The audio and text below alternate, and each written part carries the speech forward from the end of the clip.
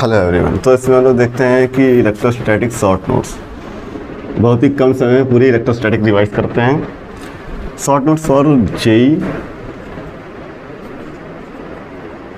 And NEET के लिए, ठीक है। इंपॉर्टेंट फार्मूला जो कि यूज़ होंगे हमारे क्या कहते हैं न्यूमेरिकल्स में यूज़ होंगे या कुछ इंपॉर्टेंट कंसेप्ट में वो यूज़ होंगे। उसमें तो पहला होता है कि जो इलेक्ट्रोस्टैटिक बेसिकली जो हम लोग पढ़ते हैं चार्ज के बारे में, ठीक है। चार्ज के बारे में, चार्ज कोई पार्टिकल नहीं होता, चार्ज एक प्रॉपर्टी होती है जो कि किसी पार्टिकल पे रहती है, ठीक है। तो किसी पार्टिकल पर अगर चार्ज अगर आ गया है तो उसकी तीन बेसिक प्रॉपर्टी होती हैं। पहला तो होता है एडिटिविटी, दूसरा quantization of charge, quantization of charge, ठीक है। तीसरा कंजर्वेशन ऑफ चार्ज,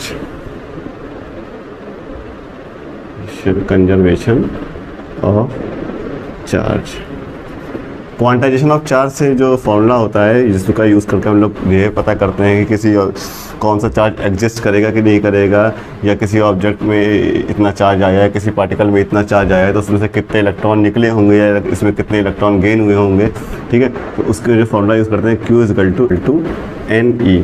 एन होता है नंबर ऑफ इलेक्ट्रॉन्स, गेन या लॉस। नंबर इलेक्ट्रॉन या तो किसी पार्टिकल में इंजेक्ट हुए होंगे या वहाँ से इजेक्ट हुए होंगे, ठीक है। फिर आता है कूलम्स लॉ। कूलम्स लॉ क्या होता है? कूलम्स लॉ किसी 2 पॉइंट चार्ज के लिए होता है, ठीक है। ये एप्लीकेबल होता है for 2 point charge.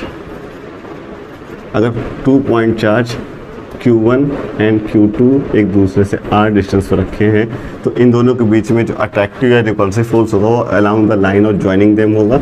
Along the line of joining them वो होगा कितना? वो होगा F = 1/4πε Q1 Q2/r²। ये जो एप्सिलॉन इसको बोलते हैं परमिटिविटी ऑफ द मीडियम।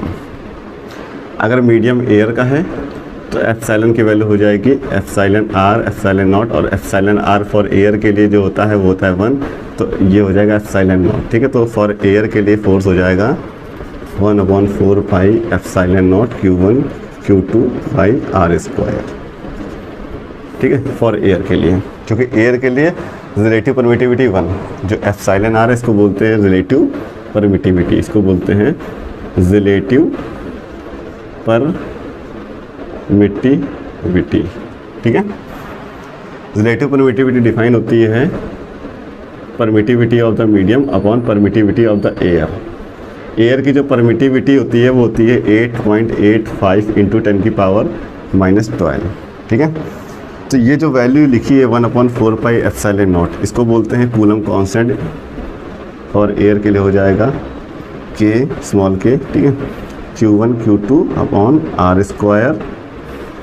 जो K होता है एयर के लिए होता है 9 × 10⁻9, यानी कि 1/4πε0 की वैल्यू होती है ये, ठीक है।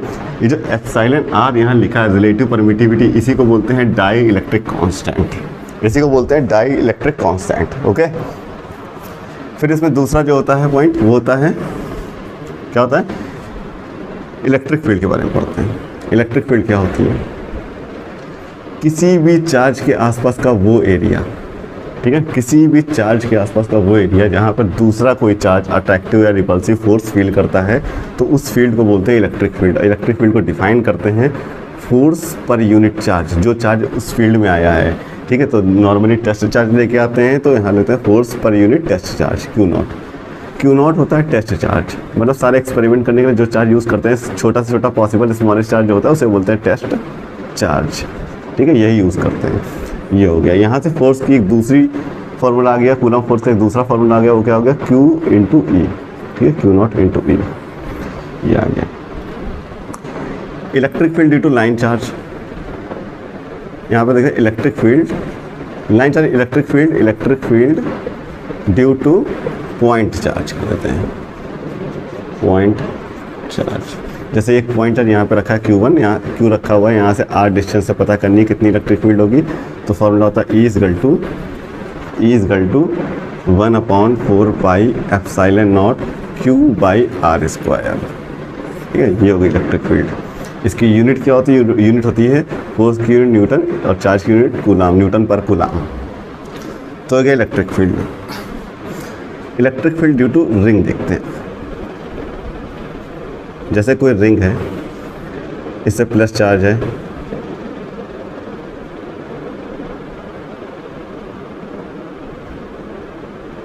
ठीक है, इससे प्लस चार्ज है, तो इससे x डिस्टेंस पे, ये रिंग है, ये इसकी रेडियस है r, ठीक है, इससे x डिस्टेंस पे क्या इलेक्ट्रिक फील्ड होगी? तो उसका एक्सप्रेशन होता है E is equal to 1/4 pi epsilon naught, जिसमें टोटल जितना चार्ज है Q इंटू ये distance x upon r square plus x square की पावर 3/2। ये होता है expression electric field due to ring. ठीक है, electric field due to ring का एक्सप्रेशन ये होता है।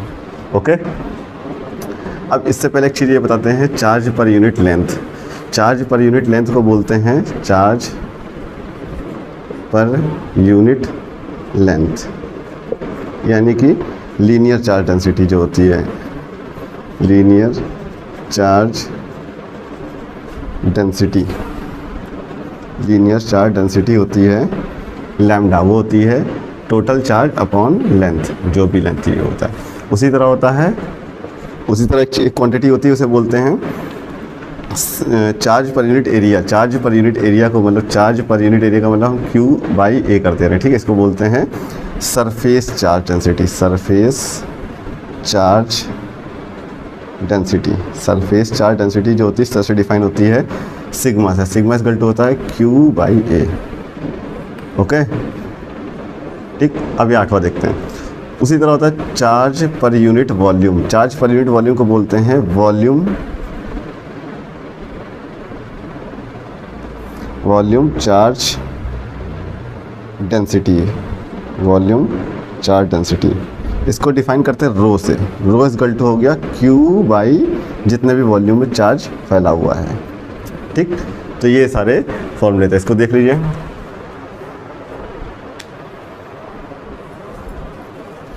इसको क्लियर कर देते हैं।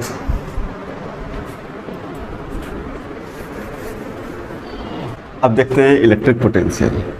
इलेक्ट्रिक पोटेंशियल क्या होता है? इलेक्ट्रिक पोटेंशियल बेसिकली होता है प्रॉपर्टी ऑफ द लोकेशन। पता नहीं है कि किस लोकेशन पे कितनी फील्ड है, उसे वहाँ पे बोलेंगे उसकी कितनी अच्छी प्रॉपर्टी। उस प्रॉपर्टी को डिफाइन किया गया पोटेंशियल से, उसे बोलते हैं इलेक्ट्रिक पोटेंशियल। कहते नहीं है यहाँ पे कोई बिजनेस कर लो, यहाँ पे पोटेंशियल अच्छा है, यहाँ पे सेल अच्छी होती है ना। उसी तरह यहाँ पे कोई फील्ड होती है जहाँ पे कई सारी फील्ड होती हैं, मतलब इलेक्ट्रिक फील्ड होंगी, तो जिस जगह पे इलेक्ट्रिक फील्ड की डेंसिटी ज़्यादा होगी वहाँ पे पोटेंशियल ज़्यादा होगा फोर्स लगने का, उसी को बोलते हैं इलेक्ट्रिक पोटेंशियल। ठीक है, electric potential basically electric potential जो होता है वो होती है characteristics of the location. Electric potential, electric potential का फॉर्मूला क्या होता है कि किसी भी दो पॉइंट के बीच, ठीक है, इलेक्ट्रिक पोटेंशियल डिफरेंस मतलब डेल वी, मतलब एक पॉइंट A है, एक पॉइंट B है, ठीक है, इन दोनों के बीच का जो पोटेंशियल डिफरेंस होगा मतलब VA माइनस VB, वो इस तरह से डिफाइन किया गया कि हम एक टेस्ट चार्ज को B से A तक ले जाने में जो काम करेंगे, मतलब एक टेस्ट चार्ज को B से A तक ले जाने में जो काम करना पड़ेगा अपॉन वो टेस्ट चार्ज, यानी कि work done to bring a test charge from B to A divided by test charge. ठीक है, ये होता है इलेक्ट्रिक पोटेंशियल का फॉर्मूला। अगर उस चार्ज को इन्फिनिटी से लेकर आए हैं, ठीक है, तो इन्फिनिटी पे पोटेंशियल कितना होता है? 0। तो यहाँ पे जो electric potential VA equal to हो जाएगा W इन्फिनिटी, यानी कि WA अपॉन इन्फिनिटी से लेकर आए WA अपॉन Q0। ये होता है बेसिकली ये होता है हमारा इलेक्ट्रिक पोटेंशियल, है ना। Electric potential due to point charge, electric potential due to point charge क्या हो जाएगा? Electric potential due to point charge हो जाएगा, मतलब यहाँ पे कोई पॉइंट चार्ज है Q, यहाँ से R डिस्टेंस पे इलेक्ट्रिक पोटेंशियल निकालना है V, तो वो हो जाएगा 1/4 पाई एप्सिलॉन नॉट, एयर की बात हो रही है, 1/4 pi epsilon not Q upon R, ये हो जाएगी इलेक्ट्रिक पोटेंशियल। अगर बात करेंगे इलेक्ट्रिक पोटेंशियल एनर्जी की, मतलब electric potential energy due to point charge at a distance. हाँ ठीक है, तो पोटेंशियल एनर्जी एक रेफरेंस टर्म होता है, मतलब किसी दो पार्टिकल के बीच की पोटेंशियल एनर्जी निकाल जाती है। जैसे यहाँ पे एक चार्ज रखा है Q1, यहाँ से R डिस्टेंस एक दूसरा चार्ज आ जाता है Q2, ठीक है। तो इस सिस्टम की कितनी पोटेंशियल एनर्जी होगी, तो इस सिस्टम की पोटेंशियल एनर्जी हो जाएगी, पहले यहाँ पे कितना क्या कहते हैं पोटेंशियल है, तो पोटेंशियल यहाँ पे है V = 1/4πε0 Q1/R, क्योंकि ये डिस्टेंस R है, ठीक है। तो अब इसकी पोटेंशियल एनर्जी अगर लिखना होगा सिस्टम की, तो ये पोटेंशियल एनर्जी हो जाएगी, यहाँ को इसको मल्टीप्लाई कर दो जो भी चार्ज यहाँ पे रखा है Q2 से, ठीक है, ये हो जाएगी इलेक्ट्रिक पोटेंशियल एनर्जी। ओके, अब देखते हैं यहाँ पे रिलेशन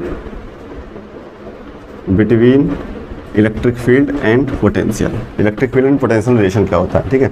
तो इलेक्ट्रिक फील्ड को बोलते हैं negative gradient of potential, negative gradient of potential मतलब E = माइनस का change in potential V upon change in distance R, ये होता है रिलेशन। बेसिकली न्यूमेरिकल यूज लिखते टाइम हम लोग ये फॉर्मूला करते हैं, न्यूमेरिकल्स करेंगे तो हम लोग ये फॉर्मूला लिखेंगे E = V अपॉन डिस्टेंस, ठीक।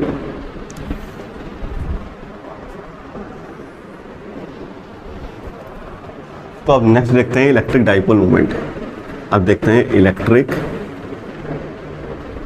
Dipole moment. Electric dipole moment क्या होता है, दो सेम चार्ज, ठीक है, बट नेचर उनका अपोजिट होना चाहिए, ठीक है, place at a very short distance. तो ये जो फॉर्म बनाते हैं इसको बोलते हैं इलेक्ट्रिक डाइपोल, ठीक है।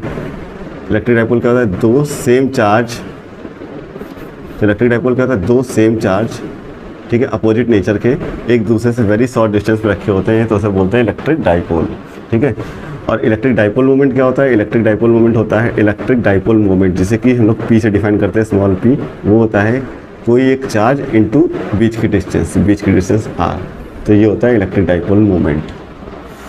अब इसी इलेक्ट्रिक डाइपोल को, ठीक है, इसी इलेक्ट्रिक डाइपोल को अगर हम लोग किसी यूनिफॉर्म इलेक्ट्रिक फील्ड में रख देते हैं, मतलब यहाँ पे एक यूनिफॉर्म इलेक्ट्रिक फील्ड है और यहाँ पे एक इलेक्ट्रिक डाइपोल रख दिया गया है, ठीक है, Q या माइनस P, तो इस पर एक टॉर्क लगता है, वो टॉर्क होता है, यानी कि टॉर्क वो कितना हो जाएगा, वो हो जाएगा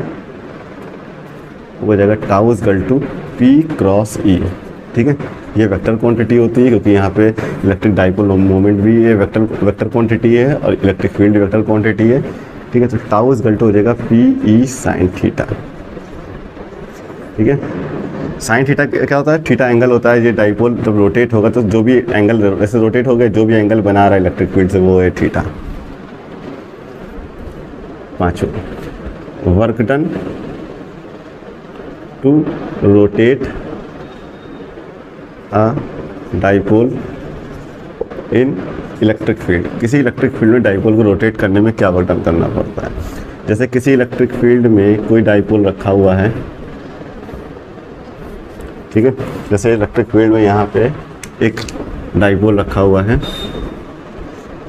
Q, ठीक है, इसको रोटेट कर दिया गया थीटा एंगल पे, ठीक है। तो इसमें कितना वर्क डन करना पड़ा होगा, इसमें वर्क डन करना पड़ा होगा W = P × E1 - cos theta, ठीक है, ये वर्क डन करना पड़ा है। अगर θ1 से θ2 रोटेट कर दिया गया तो वर्क डन हो जाएगा W = PE cos θ1 - cos θ2, ठीक है, ये हो जाएगा वर्क डन, ओके। छठा,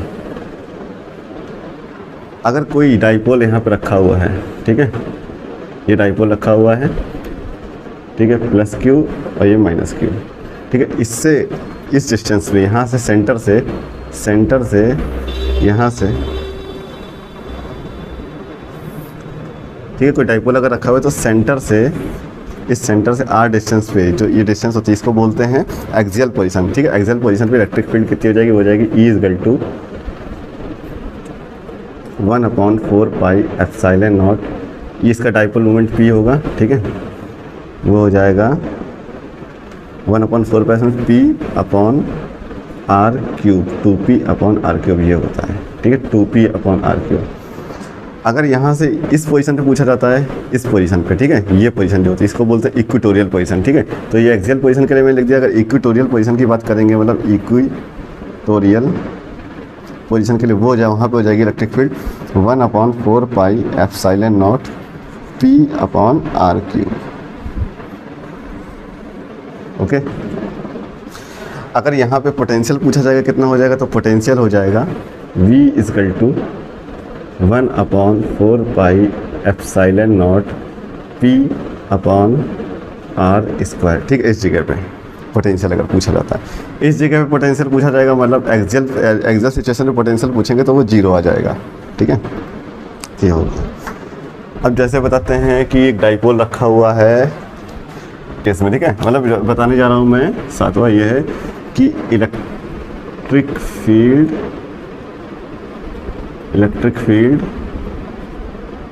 due to dipole, general case. अब जनरल केस मतलब सर्टेन किसी भी एंगल पे पूछ सकते हैं, जैसे ये एक डाइपोल रखा हुआ है यहाँ पे, ठीक है, यहाँ से इस जगह पे इलेक्ट्रिक फील्ड पूछी जा रही है, कितनी होगी, थीटा एंगल पे। ठीक है, थीटा एंगल पे पूछी जा रही है इलेक्ट्रिक फील्ड कितनी होगी, तो वो होगी E is equal to 1/4 pi epsilon naught को के लिख दे रहे हैं K P upon R cube 1+3 cos square theta का अंडर रूट, ये होगी इलेक्ट्रिक फील्ड। ठीक है, होगा K P upon R cube 1+3 cos square theta. Okay, अगर यहाँ पे पोटेंशियल पूछा जाएगा तो वो हो जाएगा के पी अपॉन आर स्क्वायर और cos थीटा। ये होता है जनरल केस में पोटेंशियल। ठीक है, तो इसको देख लीजिए। अब आते हैं गॉस लॉ पे। तो गॉस लॉ से पहले बताते हैं इलेक्ट्रिक फ्लक्स क्या होता है। इलेक्ट्रिक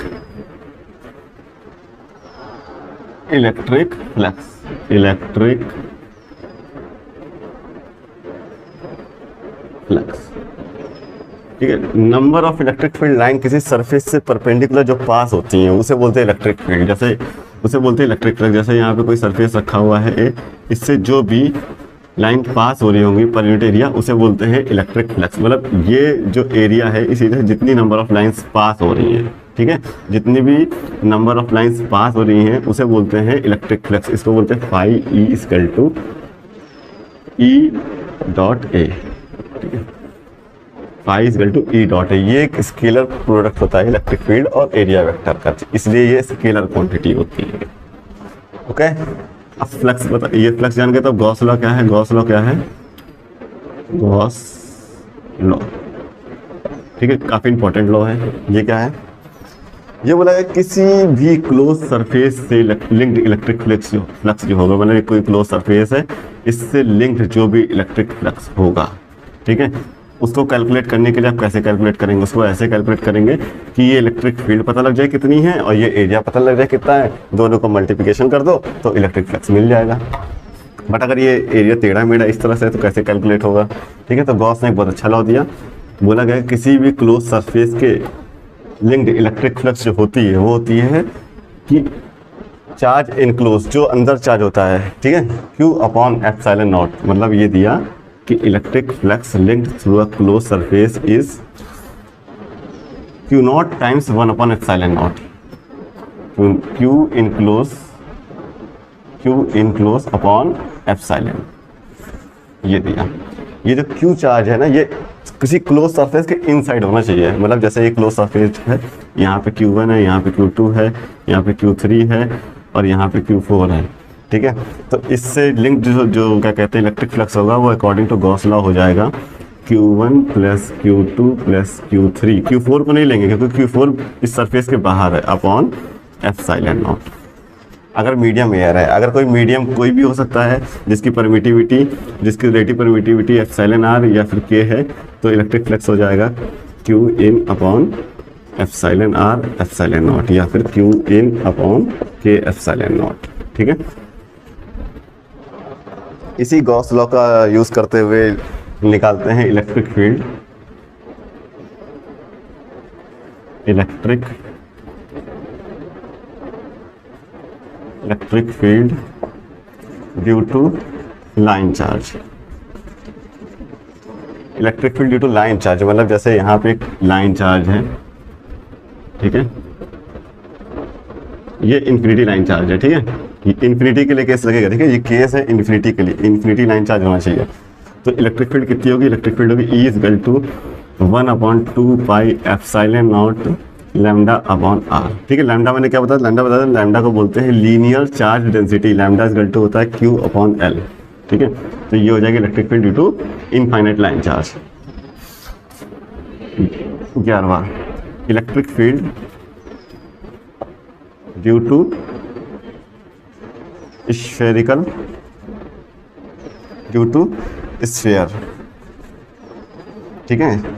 बस स्फीयर से जो इलेक्ट्रिक फील्ड होती है वो ऐसा पॉइंट चार्ज की तरह ट्रीट करती है, बट एक स्पेशल केस बताते हैं, अगर चार्ज, ठीक है, if charge fill inside the sphere, अगर चार्ज इनसाइड भरा हुआ है तो इलेक्ट्रिक फील्ड कितनी हो जाएगी, वो हो जाएगी E इज इक्वल टू रो था volume charge rho upon 3 epsilon naught, ठीक है। R डिस्टेंस है, अंदर कहीं भी पूछ रहा हूँ, जैसे ये कोई स्फीयर है R रेडियस का, इसके अंदर सब चार्ज फिल है, ठीक है। इससे ये स्मॉल R डिस्टेंस पे पूछ रहा हूँ कितनी इलेक्ट्रिक फील्ड होगी तो वो होगी रो R/3 एप्सिलॉन नॉट, ओके। तो अब देखते हैं electric field due to electric field due to charge sheet. कोई यहाँ पे शीट रखी हुई है, ठीक है, ये चार्ज शीट है, ठीक है। इससे यहाँ पे R डिस्टेंस पे, ठीक है, इलेक्ट्रिक फील्ड कैसे होगी, तो देखिए इसमें डिस्टेंस का मैटर नहीं करता है। वेरी नियर जो इलेक्ट्रिक फील्ड होगी, जैसे ब्रश होता है, ब्रश में इस तरह से बाल निकले हुए होते हैं ना, जिससे हम लोग ब्रश करते हैं, ठीक है, इस तरह से होता है यूनिफॉर्मली, तो ऐसे ही इलेक्ट्रिक फील्ड भी होती है। वो कितनी होती है, वो होती है independent of the distance, E is equal to sigma upon 2 epsilon naught, अगर ये नॉन कंडक्टिंग है, और नॉन कंडक्टिंग, ठीक है, नॉन कंडक्टिंग है। कंडक्टिंग के लिए क्या हो जाएगा, कंडक्टिंग के लिए हो जाएगा E is equal to sigma by epsilon naught, simple, ठीक है। जैसे यहाँ पे कोई एक रॉड रखी हुई है, कंडक्टिंग रॉड अगर ये है, ठीक है, कंडक्टिंग रॉड अगर ये है तो इधर भी चार्ज होगा, इधर भी चार्ज होगा, इधर भी होगा, इधर भी होगा, इधर भी होगा, इधर भी होगा, ठीक है। तो यहाँ पे इलेक्ट्रिक फील्ड कितनी हो जाएगी, इसकी वजह से सिग्मा अपॉन एप्सिलॉन नॉट, अगर ये प्लेट या रॉड कंडक्टिंग है, ओके। अब देखते हैं इलेक्ट्रिक फील्ड ड्यू टू, मैंने रिंग तो बताया था कि वो क्या होती है, वो होती है E is equal to electric field due to ring, ठीक है। Electric field due to ring वो क्या होती है, वो होती है K मतलब 1/4 pi epsilon not Q into distance upon जो उसकी रेडियस है उसका स्क्वायर प्लस जिस डिस्टेंस से पूछ रहे हैं उसका स्क्वायर अपॉन इस पूरे का 3/2, ये होती है electric field due to ring. जैसे कोई हाफ रिंग है, हाफ रिंग नहीं मान लेते, कोई आर्क मान लेते हैं, ये एक आर्क है, ठीक है, ये एक आर्क है जो कि यहाँ पे इस सेंटर पे मतलब जिसकी रेडियस होगी वहाँ पे अल्फा एंगल बना रहा है, ठीक है। इसकी वजह से इलेक्ट्रिक फील्ड कितनी हो गई, मतलब मैं बता रहा हूँ 14 number electric field due to arc, ठीक है। किसी आर्क की वजह से इलेक्ट्रिक फील्ड क्या हो जाएगी, वो हो जाएगी E is equal to 1/4 pi epsilon naught lambda, lambda इसकी linear charge density, lambda upon R sine α/2, ये होती है। और सेम इलेक्ट्रिक फील्ड उसकी वजह से भी हो जाएगी, ये तो देखो ये इलेक्ट्रिक फील्ड हम लोगों ने पढ़ी थी, क्या था ये due to line charge infinity, अगर ये फाइनाइट लाइन चार्ज है मतलब इन्फिनिटी नहीं है, मतलब electric field due to finite length line charge, अगर लाइन चार्ज की लेंथ फाइनाइट है मतलब एक गिवन है d, तब इलेक्ट्रिक फील्ड वहाँ पे क्या हो जाएगी, वो हो जाएगी electric field E is equal to